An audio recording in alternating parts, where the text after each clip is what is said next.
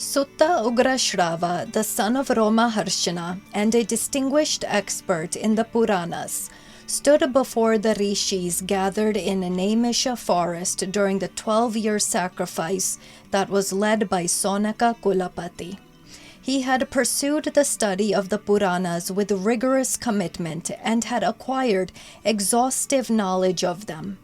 With hands clasped in respect, he addressed the sages courteously, saying, "I have presented the story of Uttanka in complete detail, and his narrative was one of the catalysts for King Janamejaya's Sarpa Yagna, or the ritual sacrifice of serpents. What, O revered ones, do you wish to hear next? What shall I recount for you?" The rishis answered, "Son of Roma Harshana, we will pose the questions we most wish to explore, and you must narrate the accounts sequentially. Our leader, Sonaka, is presently performing worship in the sacred Agni Griha. He is thoroughly acquainted with the divine narratives of the Devas or demigods and the Asuras or demons. He possesses in-depth understanding of the histories pertaining to humans, the Nagas, and Gandharvas. Moreover, Soti, the scholarly Sonaka, holds the position of chief priest for this sacrifice or yagna.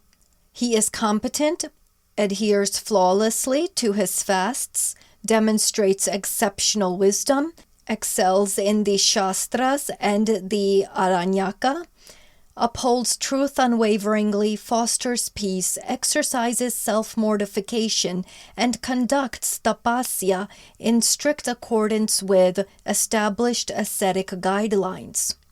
We all accord him the utmost respect. It is fitting that we await his return. And when he occupies this seat made of dharba grass or dharbashana, you shall address whatever that preeminent vidya or twice-born individual inquires of you." Sati responded, "As you wish. When that illustrious soul is seated among us and directs me to do so, I will relate sacred narratives covering a broad spectrum of topics." Soon after, having completed all prescribed rituals, offered prayers to the demigods, and performed tarpana for the pitters or ancestors, the eminent Brahmana, Sonaka, returned to the hall where the sacred fire rituals take place, where other rishis of firm resolve sat comfortably, with Sati positioned before them all. And when Sonaka took his seat among the Ritviks and Sadhyas, he spoke to them. This is the fourth section of the Mahabharata, the fourth canto. Now, I am going to proceed to provide you my reflections, my analyses of this specific section in this same episode, because it's a rather small section of story or poem that I just read to you. Before the story of wars and kings, before the cries of Draupadi, or the counsel of Krishna, or the surrender of Arjuna, the struggles of Arjuna, there was silence in a forest in the Mahabharata. The Mahabharata does not begin with battle, it begins with listening. Here in Naimisha forest, sages gather for a 12-year sacrifice, a sacrificial ritual of 12 years. It's not of animals or wealth, but of attention. They sit, fasting, watching the sacred fire, and waiting for stories that purify thought. And standing before them is Soti or Sutta or Ugrashrava, Sutta Ugrashrava, the son of Roma Harshana. Those are all the ways in which Soti is referred to in the Mahabharata. He's a man whose very name means one whose hair stands on end, as if forever in awe. Sutta has inherited the art of sacred narration, which is the ability to hold fire in his words, to hold power with the words that he speaks or conveys to others. Now, to those of you who have read plenty of Hindu stories from Hindu mythologies, this beginning in the Mahabharata might be very redundant to you. It might be highly familiar, very repetitive. It just seems very ceremonial. But we are watching a lineage of storytelling awaken here. This is what we have to remember.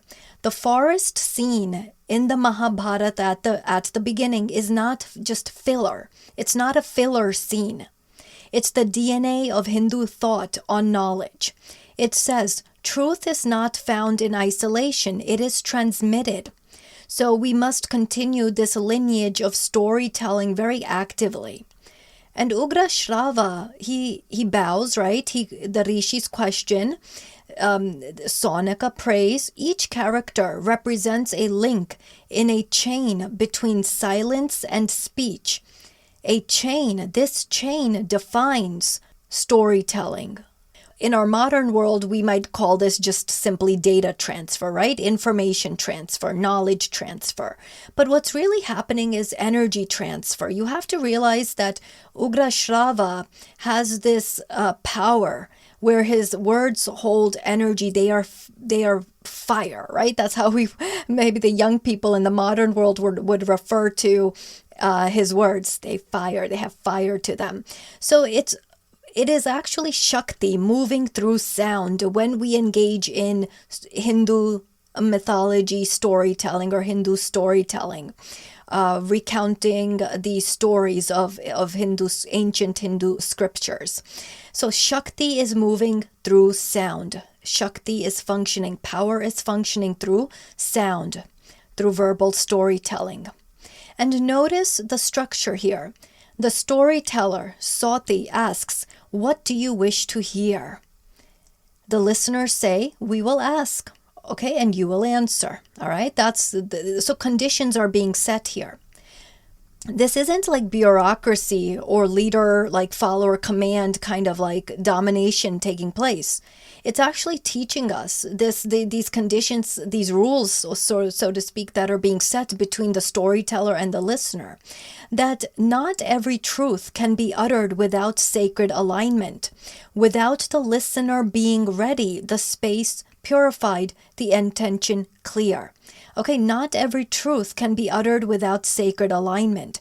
It cannot be uttered without the listener being ready for that truth, without there being a sense of purification and clear intention. These are the requirements for every truth to be uttered. Okay, this is why, we don't offer up our opinions and advice to people when they're truly not ready for it, because we're just going to be facing obstacles anyways. In some ways, when we give advice, inherent to the advice that we give are stories that have demonstrated the power of that advice, the effects of that advice, and the value of that advice. But when the listeners are not ready for that advice, then we should not really be offering it up so freely, so liberally. So this is why conditions are set here. The storyteller demonstrates, well, what do you want to hear? I'm ready to give you the truth. And the listeners, these rishis in the forest, they say, wait a minute, we are going to ask you what we want to hear. Okay, we'll tell you. We'll tell you basically what we want to hear, and you will answer. So there's a demonstration here of receptivity. Okay, receptivity. Shakti is able to move through this scene. She's able to move through sound. She's able to be received and perceived. In today's world, we consume stories endlessly. So many podcasts, reels, opinions, noise. But the Mahabharata opens with a warning. Sacred speech requires a ready listener. Not just a ready listener, a sacred ready listener. And what is a listener? What qualities does a listener who is sacred have? That individual has clear, clean intentions. Not any intentions to hurt the provider of advice, the provider of wisdom. No envy, no jealousy. We see in the Bhagavad Gita, when we're going to get to that later on, Krishna says that this information in this spiritual discourse of the Bhagavad Gita is not to be provided to those who are envious of me. So a listener who is sacred, who will consume Shakti through sacred listening, is an individual who is clear of jealousy and envy, especially toward the master teacher or the master advisor. And that individual is also truly open and willing to receive. Okay? Willing to receive the truth no matter how harsh it is or how beautiful it is, does not matter. That individual is willing to receive. So there's a sense of wise surrender within the sacred listener. To hear, to listen correctly in itself is a form of yoga. Okay? Now, why is there this 12-year sacrifice? Why 12 years? 12 is a very important number, right? 12 marks completion. 12 suns, 12 cycles, 12 months of the inner zodiac. The sages' long fire ritual mirrors the human psyche's long journey through ignorance into illumination. And the fire they tend in the forest is not just a flame, it's awareness. In psychological terms, this forest scene in this fourth section of the Mahabharata represents the preparation of the psyche before deep inquiry, deep self-inquiry. The ego, or sati, as a metaphor, waits until the higher self, meaning Sonika, returns from worship. Only then can revelation begin. And that is because the revelation occurs not in the realm when everything is pure and of the highest state. It has to occur where there's still more learning and healing and fixing left to do. Sonika is returning from this deep Agnigriha, this what I describe as a sanctum of consciousness, but it's a very deep sanctum. It is a place of extraordinarily deep self-inquiry. That's the area or depth of our psyche that Sonika represents. Prior to him stepping into the worship hall in front of Sati to listen to Sati, in that place of being, where everything is of the highest, deepest self, there's not a lot there that is left to be revealed. It's only when we step back into sort of the real world and we start engaging with others. And in this case, Sati that's where the ego begins. That's where the ego is activated, and that's where the ego is alive. That ego is represented by Sati in this very small scene in the Mahabharata. And that is exactly where the revelation begins. It's going to begin from Sati's mouth, right? We already know that. He's going to start answering the requests for stories and lessons from the rishis. So that's what Sati is going to do. He represents that ego. That's where the place where revelation begins, exactly there. Because there is a lot there to be healed. Okay? The place that Sonika, being a highly spiritually advanced individual, comes from, that place is already mostly purified or nearly purified. Revelation, learning can only happen where the ego is active and playing. That's the meaning of these character placements in just this small scene of the Mahabharata. So how is that relevant for you in the postmodern world? Well, so many times in life, we find ourselves saying, how many lessons do I have to learn, God? Like, why do I keep facing problems all the time? But you have to understand that you are playing, in a sense, in the field of ego.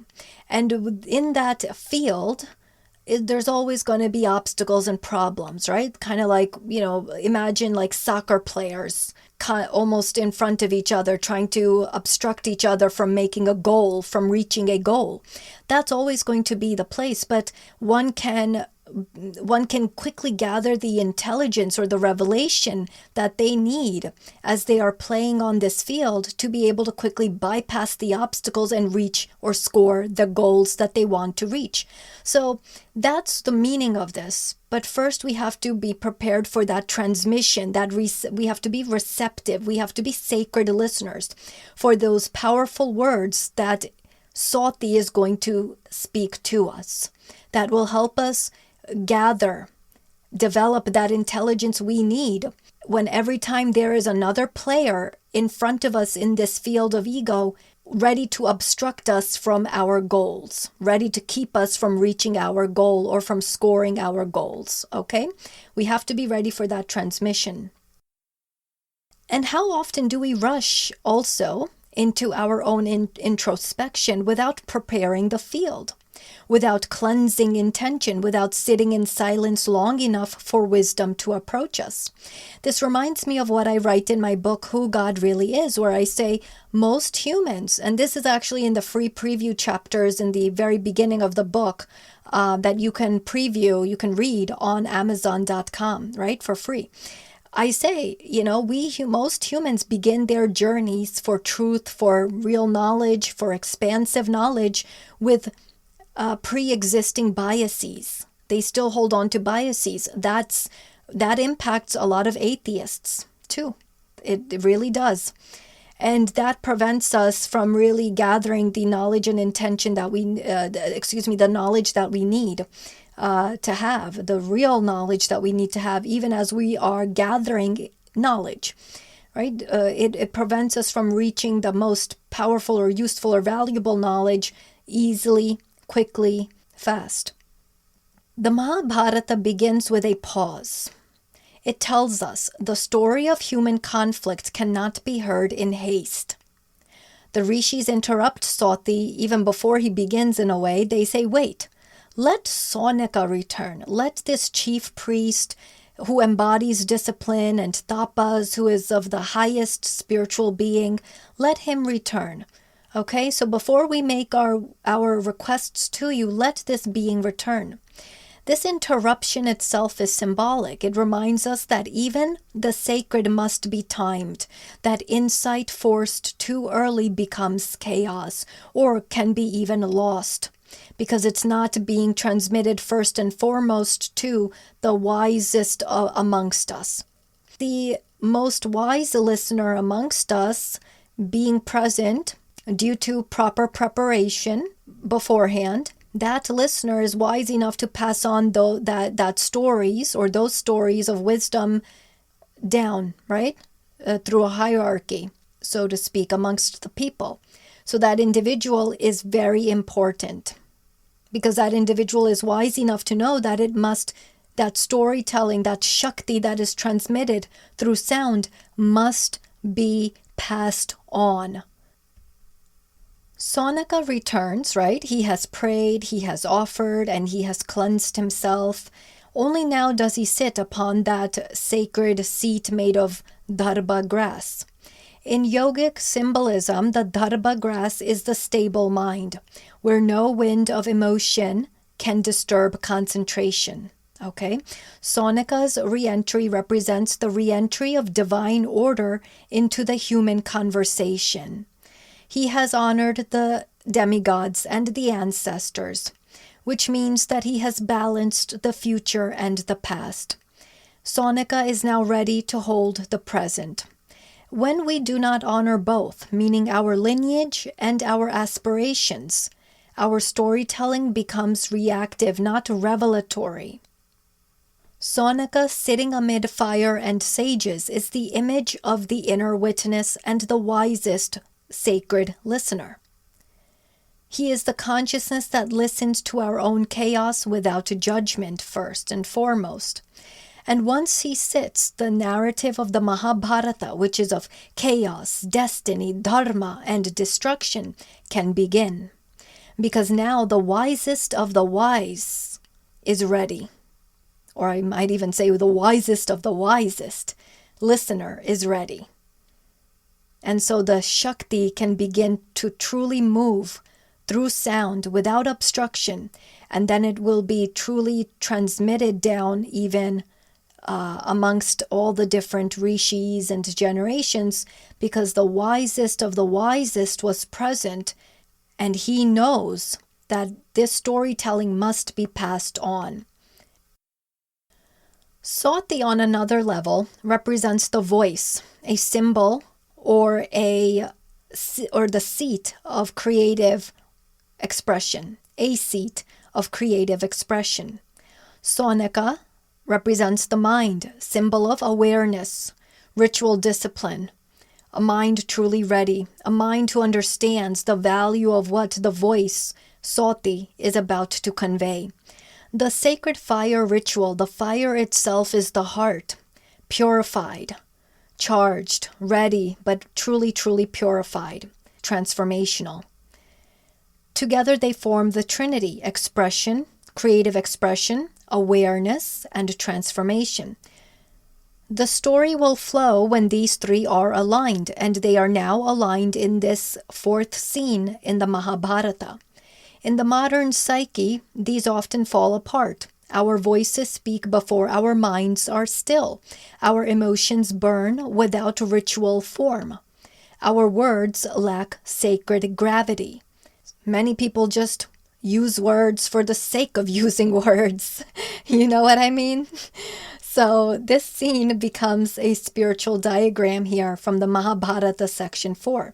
Don't begin your storytelling, your inner storytelling to yourself, meaning your self-analysis, your healing, your shadow work, until your inner Sonika has returned from worship, until you have actually used the Hindu mantras to purify your mind, right? Sonika represents the mind, the highest awareness.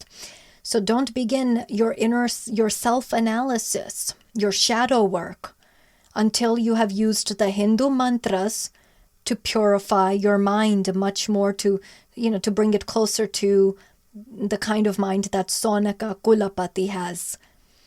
Otherwise, your voice, your Sati, your creative expression will speak still from wounds and misunderstanding, not from understanding and wisdom, as I explain in my book, Who God Really Is, which I encourage you all to pick up on Amazon today. So what is this all leading to? These symbols that are lost often, or these meanings that are lost often under the surrealism and longevity of the Hindu myths, or even like the Mahabharata itself, world's longest epic poem. What's it all leading to here? The Mahabharata is itself a sacrificial fire, into which various characters, egos, kings, and gods are all offered. But this scene here in section 4 reveals something that the rest of the epic only dramatizes. Every act of storytelling is in itself a sacrifice, right? When Sati speaks, he burns his breath into the offering. That's the fire. And that fire itself will be purifying not just himself, but it purifies the sacred listeners. When the rishis listen, they offer their silence in return as fuel. But they not only offer their silence, their attention. That's the key, attention. They are willing to be attentive to what Sati is going to, or how Sati is going to deliver on their requests. Okay? So together they create a cycle of Shruti, hearing as worship, hearing itself as worship, a form of worship. This reminds me a lot of what I write in the chapter on worship in my book, Who God Really Is. That's all in the book. You have to read the book, Who God Really Is, by me, Sonika Tyagi, to understand that important distinction between various forms of worship or activities of worship. Now, every conversation can be a form of sacrifice if we approach it with the same reverence, if we speak truthfully, if we speak words that are meant to help others, to assist others, rather than to waste their minds, waste their time. Unfortunately, a lot of that is happening in our world, in our hyper social media world. where people just, it reminds me on Twitter, somebody just said, tweeting to just tweet, right? Or posting, we just post stuff, like stuff that doesn't help your mind grow. It doesn't create great conversation. It's untruthful. It's not truthful, but they're just posting to post, right? To get monetized. And that's a lot of what we have in this world. So one has to really be able to distinguish between information that is worth having and information that is mind wasting. That's very, very important. We can strive in our postmodern world to have every conversation that we begin and engage in be a form of sacrifice for the highest good. And notice that the type of conversation that I am advocating for here, based on the analysis and spiritual meanings of this small section 4 of the Mahabharata, notice that type of communication actually ends up building communion, allowing communion to develop. And so when we wonder why are we humans so fragmented in this world, because we are very fragmented, if you just think about it broadly and not to just think about just the community that you are a part of, but when you think about the bigger world, there is this fragmentation that defines us. And a lot of that is because we are not being sacred communicators, and therefore we are not receiving sacred listeners back. Okay, we're not putting sacred communication out, therefore we are not receiving sacred listening. Okay, we are not receiving sacred listening as the result. That's why there is so much fragmentation rather than communion. Naimisha forest is not a place. It is a state of consciousness, the moment that we are fully present before the divine conversation begins. The rishis sitting around the sacred fire are our thoughts in meditation. Sonika is the highest being, spiritual being. And just a fun fact to close off, in Sanskrit metrics, I believe, if I'm correct here, that 12 years equals one complete cycle of Jupiter, the Guru planet, whose orbital resonance regulates monsoon cycles, crop yields, and civilizational memory. Okay? Civilizational memory, what we preserve, what we choose to preserve, what we value.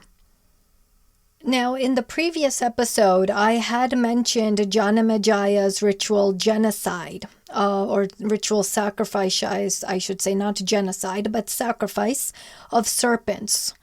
And that was in Mahabharata section 3. That was discussed in the previous 2 episodes. This is a monarch's grief, right? Janamajaya being a king, that's a monarch's grief, weaponized into ecological collapse or disaster. Spiritually, the Nagas guard groundwater and Kundalini Shakti. Their mass sacrifice metaphorically fracks the subtle body of the earth. Now, the most wise sacred listener, Sonaka Kulapati, he embodies an 8-fold dharma operating system. The rishis tell us this in Mahabharata section 4. These are his qualities: competence, flawless adherence to fasts or self-sacrifice, exceptional wisdom, mastery of shastras and aranyaka, unwavering truth, fostering peace, self-mortification, and tapasya, right? So it's almost like he's a system or a code, near perfect code, almost flawless. And he's capable of leading or upholding a 12-year ritual without crash, so to speak, or glitch, so to speak. That's another way to look at Sonika Kulapati. Now Soti is awaiting Sonika's direction, his request. When Sonika speaks next, the universe will download more than 100,000 verses of the Mahabharata.